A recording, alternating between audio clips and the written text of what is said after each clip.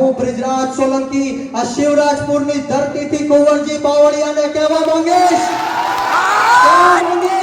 કે જો તમારી સરકાર તમારું ન ગાંઠતી હોય, તમારી સરકાર તમારું ન સાંભળતી હોય તો તમારી પાર્ટીનો ખેસ ઘરે મૂકીને આંદોલન કરવા માટે આવી જાઓ.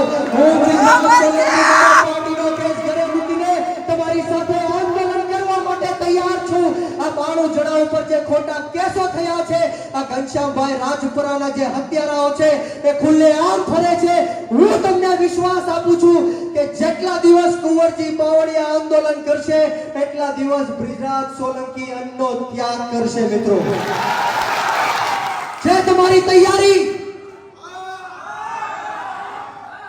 માત્ર ને માત્ર વીવીઆઈપી ગુલામો સરકારના ખોળામાં જઈને બેઠા છે. મિત્રો, મારે તમને વાત કરવી છે કે જે રીતના પોલીસ તંત્રએ જસદણ અને વિછિયાની અંદર તમામ સમાજ, જ્ઞાતિ અને ધર્મના લોકોને જે પીડા આપી છે, ધાક ધમકીઓ આપી છે, ત્યારે આ પોલીસ વાળાને પણ આ જાહેર મંચ ઉપરથી કહેવા માંગીશ કે જે દાંડાઈ, જે હલકાઈ આની પહેલા કરતા હતા, હવે તમારો આ ભાઈ બ્રિજરાજ સોલંકી જસદણ વિછિયાની અંદર આવી ગયો.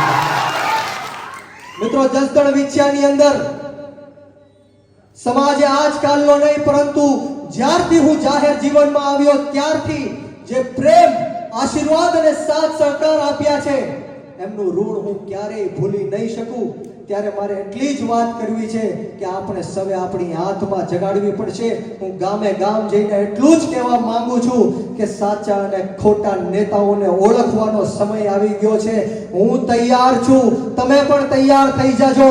તમારા બાળકોના ભવિષ્ય માટે, ખેડૂતોના હક માટે, યુવાનોના અધિકાર માટે આ બ્રિજરાજ સોલંકી પોતાનું જીવન ઘસી નાખવા માટે તૈયાર છે.